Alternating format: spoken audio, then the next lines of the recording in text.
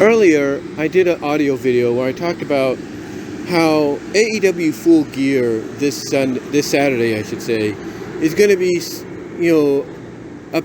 basically it's a pay-per-view right now that is not looked at as very excitable. Like, the matches may deliver, but the hype for it has not been there. But I stated in my own way that this has got to be a pay-per-view that basically AEW uses to signify that they are back. They're back on track to what, to the way that, brought them to the dance. Basically, they're back to being what they were when they began, or somewhat like that. But the question is, what matches basically will help signify that? Which results of said matches would signify that? Well, that's what I'm here to do. Because just like everybody else, has given their own predictions and everything on Full Gear, that's what I'm going to do here while I wait for my bus. Now, hold on for a sec while I do something. Make sure everything is still working properly while I do this. Hold on. Make sure everything's still working properly. Now, I'm going to look up Full Gear's event, or the card anyway, as of right now. Now, the only news that has broken that I talked about, and everybody else assumed at first was going to happen at Full Gear, but then rescheduled due to, I guess, scheduling conflicts or whatever, is the World Title Eliminator Finals. The original plan for the tournament is to have the finals at Full Gear. But because of the fact that we're having Rampage do the Ricky Starks Lance Hoyt match tomorrow night, and thus we have, I'm assuming, Ricky Starks and Brian Cage at Full Gear, then obviously that leaves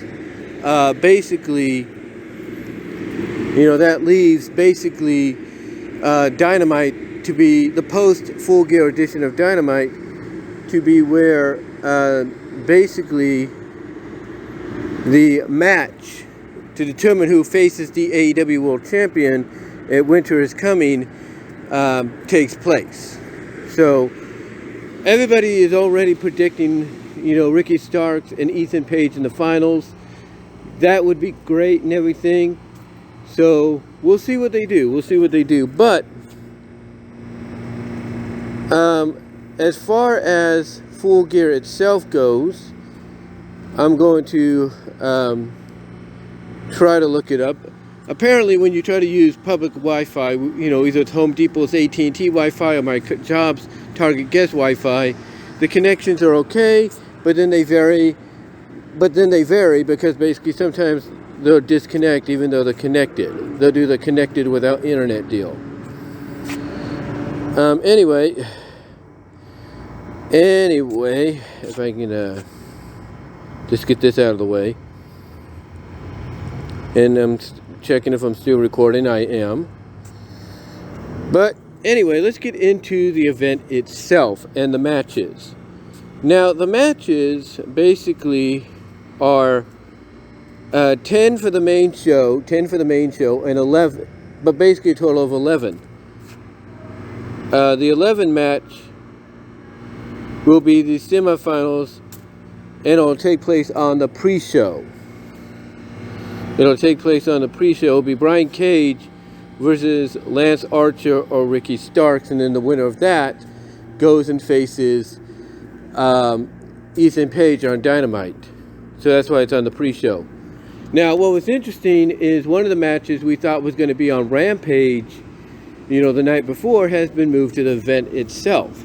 And we'll talk about that in a moment. So it's 11 matches in total, 10 specifically for the pay-per-view, 1 on the buy-in show as of right now, but they may add to that.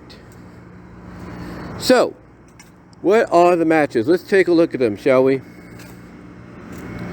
The first match, which I think may kick off the show to kind of get people, on their feet a little bit. I think the first match is going to be the three-way dance, the triple threat for the AEW TNT title. That's Wardlow and Samoa Joe and Powerhouse Hobbs. Wardlow, I can't pronounce his name. I've never been able to pronounce Wardlow's name very well, so I do apologize. But it's going to be Wardlow, Samoa Joe, and Powerhouse Hobbs in a battle of the beef, if you know what I mean. And, people are saying these guys are going to surprise us all. They're going to, really shock, everybody that watches this. And I don't doubt that they won't. I don't doubt that they will not shock us because they are very talented. Samoa Joe, throughout his career, has proven he is very talented. I mean, WWE wouldn't, have put him into a, storyline feud with the likes of a Brock Lesnar when they did.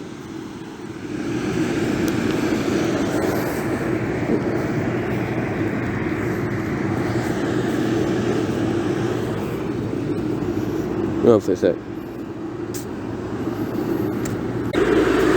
Sorry about that. That was one of my team leaders just checking something. They always do it at about this time, about 6:40. So I gotta remind myself to kind of, keep it down a little bit, or at least wait until they're done or whatever. I'll probably be a little too busy tomorrow shopping just a bit, just to, pay attention to that. But anyway, getting back to what I was saying. The first match I think that's going to kick things off is going to be Wardlow, Samoa Joe, and Powerhouse Hobbs for the TNT Championship. And like I said, a lot of people believe these guys are going to surprise us all because Samoa Joe, as I said, has been a very talented individual. WWE wouldn't have put him into, featured matches against the likes of a Brock Lesnar, or put him into feature, matchups like the Raw versus SmackDown thing when he was there and stuff like that. They wouldn't have done all that. They wouldn't have presented him the way they were. And give him credit, Vince McMahon would have not let Samoa Joe be Samoa Joe when he went to the main roster. That's how talented the guy is. In addition, he can go in the ring. So can Wardlow, so can Powerhouse Hobbs. But the question obviously is who wins? Who walks out with the TNT title? And I think I have to be in agreement that all bets are on Wardlow. All bets on Wardlow, and I do agree with that. I do agree that Wardlow will walk out with the TNT Championship still around his waist over his shoulder, but eventually he will lose it. Who he loses it to is going to be determined, I guarantee, on the post Full Gear edition of Dynamite this Wednesday. And you know why? Because whoever doesn't win that will be the one that challenges and wins the TNT title from Wardlow. That's just my opinion. The next match on the list here, and I'm looking at the list from Wikipedia, is Death Triangle against the Elite. That's right, Pac basically got on the mic after they defended their championship on Thursday. After they defended their championship on Thursday, they got on the mic and Pac basically called out the Elite. He basically said, look, we know what's going on. We know who's behind all these little vignettes and stuff. Stop hiding. You want these? Come get us. Or come get them at Full Gear. That's basically what it was. Him and Death Triangle, Pentagon, El Oscuro, and Ray Phoenix basically said, hey, you want them? Come get them. And basically that's what's going to happen at Full Gear. We are going to get a Trios Championship match. A lot of people are saying that the Elite are going to regain those championships. I have to be in agreement that I do believe that could happen, but then again, they could surprise us and Death Triangle could retain. And the reason I say Death Triangle could retain is because of the fact that, the Elite's coming, that if the Elite's coming, that with the Elite, Kenny Omega and the Bucks coming back, that you have to wonder if Tony Khan's going to tell them, hey, look, I'll bring you back, I'll put you in a Trios Championship match against the champs, but you have to do the job. Like, in other words, the last bit of punishment is come back, and in the first match back, do the job for the champions, and then later on they can get their belts back, because basically they would have properly served the punishment, or they would have at least executed the last punishment given to them. That could be part of the deal. We don't know. We don't know. But others are predicting that the Elite, a majority of people, I should say, are saying the Elite's going to win. I can't argue with that. But, I'm assuming that in agreement to allowing this match to happen, I'm speculating maybe Tony Khan made them agree to do the job in the first match back, and then later on in a rematch again, or later on in a rematch, maybe at Winter is Coming, that's when the Young Bucks and Omega become trios champions again. That's what I'm thinking. I could be wrong. I could be wrong, but this will be a show stealer. There is no doubt. You want a match of the year candidate, these three will give it to you. These three will give it to you. But yeah, I cannot wait to see this match, because honestly, it's going to be one of those matches where you're wondering how the booking's going to go. Right now, a majority of fans say the Elite, but again, this could be a situation too where, yeah, the Elite will get the belts back, but they won't get them back to Winter is Coming, because the first match back will be the final portion, if you will, of the punishment that they have to serve for what happened at that media scrum, in that brawl at All Out. So we'll see what happens. But yeah, it's gonna be a good match, and to me, it's a toss-up. So we'll see what they do. I'm guessing it's gonna be based on what booking direction they go with, in my opinion. All right. So the other match is Luchasaurus and Jungle Boy Jack Perry in a steel cage. Now, we heard that Luchasaurus does have an injury. It's an injury he's trying to work through, but obviously it's an injury that's going to take him out of the equation for a while. So I'm assuming that because of said injury, Luchasaurus is going to do the job here. And that obviously would be, from a storyline perspective, a good direction to go, because here you have Christian Cage manipulating this guy into doing what he says, believing what he says, and then you put Luchasaurus into this environment where you think he'll dominate, and in the end, you use the match to write him off for a while, and then you have Christian basically, get angry with him, saying you should have got the job done, you didn't get the job done, And so when Luchasaurus comes back, depending on how severe the injury is, hopefully it's not too bad, you have Luchasaurus turn babyface again, you have Jungle Express reunite, and by that time, maybe Christian might be not totally healed up, but, to a point to where he can maybe do certain matches, and by doing certain matches, he doesn't further his any more injury. But we'll have to see what they do. But for this match, I know it's going to be physical. It's going to get bloody. It's going to be a bloody match. I'm telling you right now, Jungle Boy Jack Perry, he's going to juice. Jack Perry is going to bleed. But even if he bleeds, I think Jungle Boy Jack Perry will win this match. It'll be a way to write Luchasaurus off because of his injuries for at least a couple of months, maybe a couple of weeks, who knows. Again, depending on the severity of the injury. And I'm also depicting Christian to turn his back on Luchasaurus, either after the match or maybe on the post, Full Gear edition of Dynamite. I expect Christian to turn his back on him. And then, like I said, when Luchasaurus comes back, you turn him face.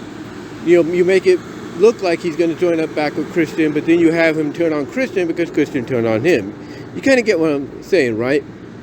So, I'm going with Jungle Boy here, but expect Jungle Boy to, be busted open big time.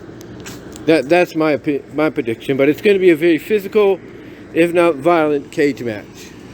And expect, some degree of extreme weaponry in here, like tacks and stuff, to be, involved. Now,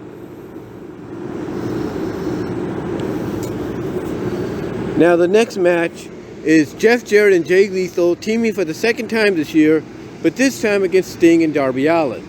The last time they teamed together was at Ric Flair's last match, where it was Ric Flair and Andrade El Idolo, his son-in-law, facing them and beating them. Here it's Sting and Darby Allin, and I think it's obvious Sting and Darby Allin are going to get the win, because how many times have we seen Sting and Jeff Jarrett be in the ring? Jeff Jarrett, we know it's coming. We know it's coming. He's going to go for the guitar shot on Sting, and Sting's just going to shrug it off like, do his Stinger yell and all that, and it's going to spook the hell out of Jeff Jarrett, maybe even Jay Lethal, to where they're going to lose, and maybe this might turn Jay Lethal face. Like we've been seeing hints of it maybe over time, but maybe this might be the one that does it, because then maybe Jay Lethal will realize, okay, maybe I'm not as good as I thought I was, and maybe I should just, take my time and everything. So we'll see what happens. We'll see what occurs, but definitely Sting and Darby Allin are going over in this match. There is no doubt about that. They are going over, and I expect Darby Allin to get the pin on Jeff Jarrett. That's what I expect.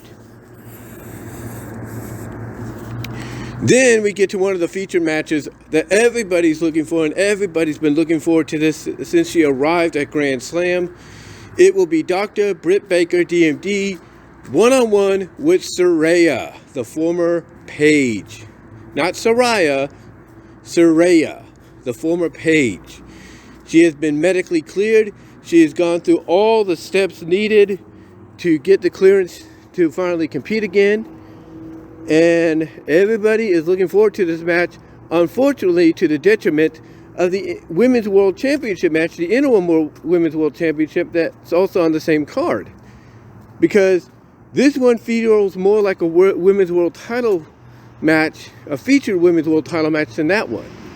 And it's not even for a title. It's between two people, where basically Saraya's deal with Britt Baker is Britt Baker is basically taking what she's been given for granted. In other words, she doesn't appreciate the fact that if it wasn't for people like her, Britt wouldn't have the opportunity she has. So, or something like that. So this is obviously going to be a good match. The obvious choice is you got to go with Saraya. You have to. But this is where I think something's going to happen.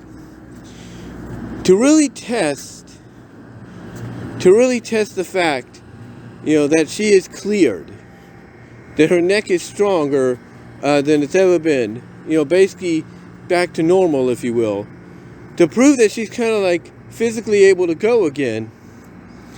This is what I think is going to happen. To really test out the strength of that neck. This is what I think is going to happen. Okay? Here's what I think is going to happen. Britt's going to win. She's going to hit the rampage on, not Britt, but Saraya. Saraya's going to win. Saraya's going to win when she hits the rampage on Britt. And then, to really, I guess you could say, send a statement that Britt's time is over, or at least Britt, is not as good as she says she is. She's going to hit her with the rampage, and then she's going to put her into the PTO, whatever she calls it, outside of WWE. She's going to put her in a submission where Britt's going to tap. She's going to give up. But then afterwards, Rebel, not Reba, or don't call me Reba, is going to attack her and everything.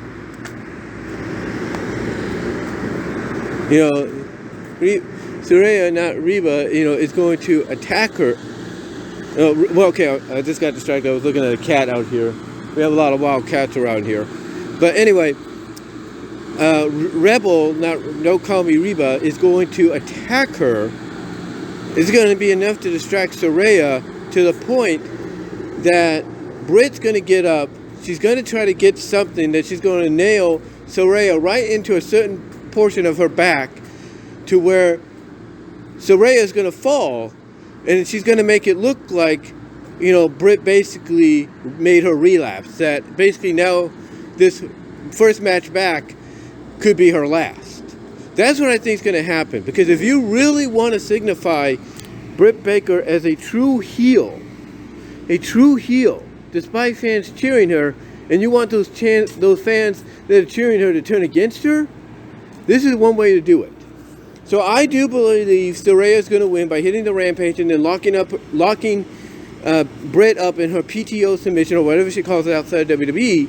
But then I see a distraction by Rebel, Don't Call Me Reva, which will allow Britt to probably grab a steel chair or something to nail Saraya in the back, in a certain area of the back, that'll cause her to collapse onto the mat and act like she's relapsing back into her state. Like, in other words, she's been re-injured once again, to now people will question, is this first match back her last? And to me, that would be great storytelling, because now not only do you basically signify another matchup between these two, but you finally accomplished something you've been wanting to accomplish for a while, and that's to get the fans that support Dr. Britt Baker, DMD, to actually boo her, to actually make her a full-fledged heel. So to me, Saraya is going to win, but it's going to be the aftermath that you have to keep an eye on. And to me, that's going to help not only build, Saraya up again as a character that fans are behind, but it's really going to finally create that heel of heels you want with Britt Baker, in my opinion. Then we have Jade Cargill and Nyla Rose for the TBS Championship. The storyline here is Nyla Rose, for weeks, for the past month, has had possession of Jade's TBS title, basically baiting her into this match.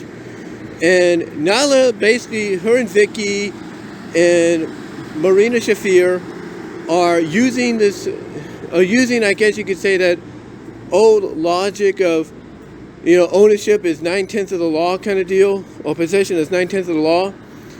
That's basically what the, playing off of in the storyline with Nyla holding Jade's championship, because they're saying, hey, as long as, Nyla has it, that means she's champion, not you, because only the champion should have the belt.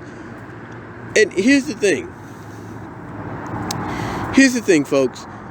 We all know what this is about. We all know why they're doing this for Jade and Nyla, okay? I mean, I was hoping this would be Jade and Thunder Rosa, Jade and Toni Storm, title for title. It's not going to happen yet. But we know why they're doing this. Not only are they going to give another win to Jade to put on her undefeated notch, if you will, but they're doing it because of the fact that they want to see that moment. They want a moment out of this. And that moment is Jade lifting up Nyla Rose for the Jaded. Basically her name for the Glam Slam. That's what they want. They want to have the moment where Jade basically physically picks up Nyla Rose, unlike any other woman can, and drops her with the Jaded. That's why we're having this match. It's not because, of who's the real TBS champion and all that. No. We're having this TBS title match because they want to give Jade that moment in time.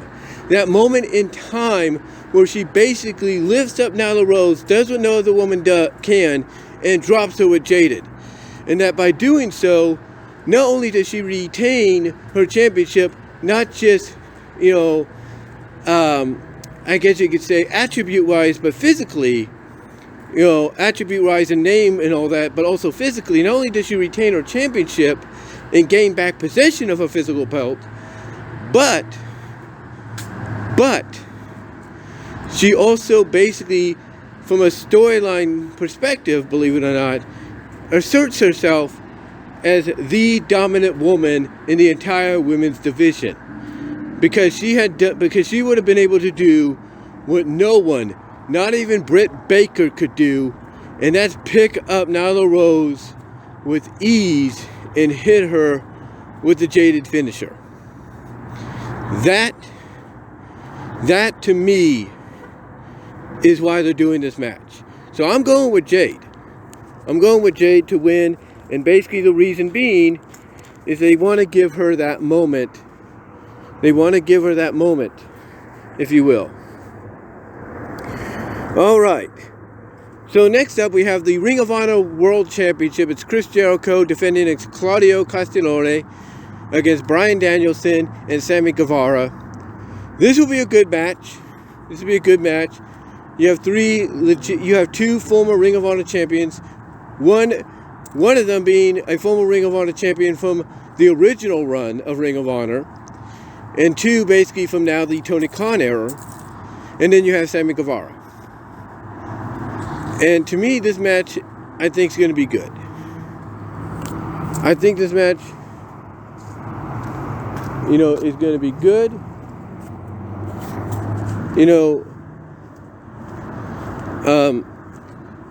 I suspect each man to put on their working pants and all that. Each competitor put on their working pants, or working boots, if you will. I expect them to do that. But the question is, who walks out with the Ring of Honor title? And the honest to good question has got to be, like everybody says, it's got to be Chris Jericho. Because if Tony Khan wants to get some kind of distributing deal for Ring of Honor, then you have to have someone like a Chris Jericho holding that belt. Someone that, does more outside of wrestling, does more outside of AEW than just wrestling, if you know what I mean. But you can also give it to someone like Bryan Danielson, Daniel Bryan. People know him for the Yes Movement. So wouldn't he be a good idea? I wouldn't be against it. Sammy Guevara, I don't think so. Claudio, that could be a good choice. But if anything, I'm going to go with Chris. I'm going to go with the logical agreement and say that, Chris Jericho is going to retain, and will be a good matchup. It will definitely be a good matchup between all of them. But I'm going to go with Chris Jericho to retain the Ring of Honor World Championship. Then speaking of championships, we have Toni Storm, the Interim World Champion. I know many people don't like that term, and I can understand that. I mean, if somebody's not going to be defending their championship for some time due to an injury, and you have to have a new champion crowned, then why not just go the route you did with, Jon Moxley becoming the new world champion for the third time, and just throwing out the interim term.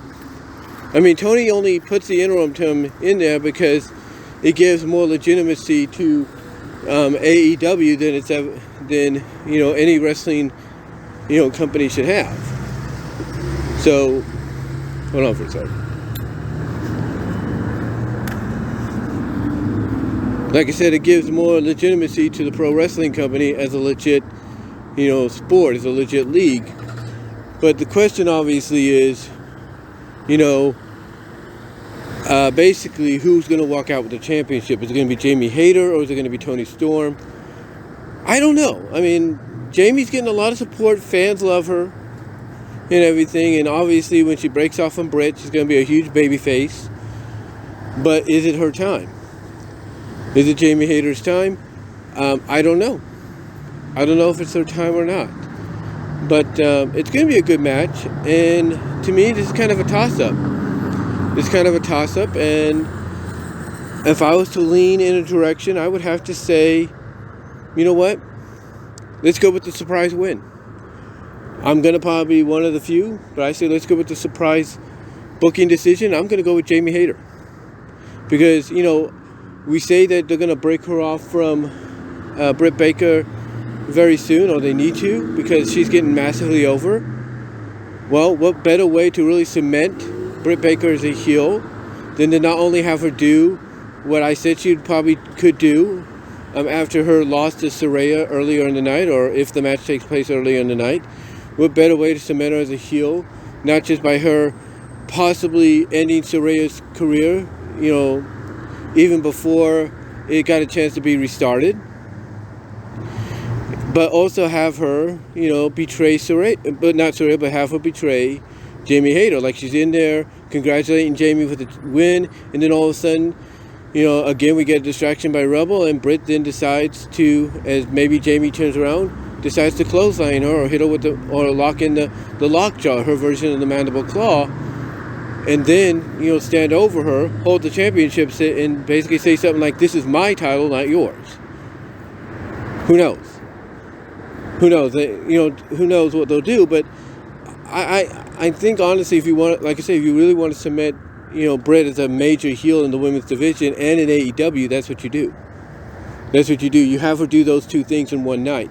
The one with Saraya after she loses her match to her, and then after, Jamie Hayter, in my opinion, wins the Interim World title. So you do that. Then you have the World Tag Team titles, Swerve and All Glory challenging the Acclaimed. I'm going to go with the Acclaimed here because I think this will be the match where Swerve and All Glory breaks up. Like, Swerve's going to try some kind of underhanded tactic, and Keith is going to catch him, and he's going to prevent it, and this will cause him to lose, and then this will be the breakup of the tag team, where Swerve will try to, attack Keith, like he'll make it look like, okay, I understand, man, my bad, I shouldn't have done that, you were right to catch me, and then he tries to turn on him or attack him, and Keith, basically turns the tables on him, and onto the race we go with those two in a feud. That's what I see happening. Now, could I see Swerve and All Glory winning the belts back too? Absolutely. Because I could see them going the route that nobody would expect, and that's Keith Lee being in on Swerve's antics the entire time. Him being in on Swerve's antics the entire time, and by doing so, you have Keith Lee turn heel. So that, to me, would be another direction they could go if they want to put the belts back on Swerve and All Glory. But I'm going to go with the Acclaimed, and I'm going to go with them winning because Keith Lee will prevent Swerve from cheating. Swerve will get pinned. Then basically he'll make it look like, hey, my bad, you were right to catch me, and then try to attack Keith. But Keith will basically catch him, put him in his place, and then, like I said, you're off to the races with them. Then we get to the main event, Jon Moxley against MJF. This is, obviously, I will agree to MJF's time. You got to get the belt on him. If you promised Jon some time off. So I'm going to go with MJF to win. I know some people are saying, oh, William Regal is going to interfere, and he's going to screw the BCC. He and Jon Moxley turned his back on him, joined the firm. I don't know. I don't think that's going to happen. I think Regal's going to try to maybe help Moxley beat MJF with the brass knucks, but then MJF is going to intercept them, and he's going to use them, and then that might cause some dissension. But I could also see maybe if they want to try to perhaps keep MJF somewhat of a babyface, but still a heelish babyface, I could see them basically having, the firm come out. And just when it looks like, okay, this whole thing has been, a setup on behalf of all of them, if you will, for MJF to, become champion and all that, you have the firm turn on MJF, and you have basically Ethan Page be the one that, you have Ethan Page be the one that, lead, along with Stokely Hathaway, be the one that leads the turn, because Ethan Page is in the finals, and if you do something like that, then it solidifies Ethan Page maybe as the one they're going to go with, as the winner of the Eliminator tournament, and then you do Ethan Page and MJF. That could be what they do. But but whatever they decide to go with, I definitely am going with MJF. It's no doubt. There's no doubt. But it will be in a way that causes dissension or something like that. But anyway, though, guys, my bus is here. But those are just my predictions for AEW Full Gear this Saturday. And until next time, I will talk to y'all later.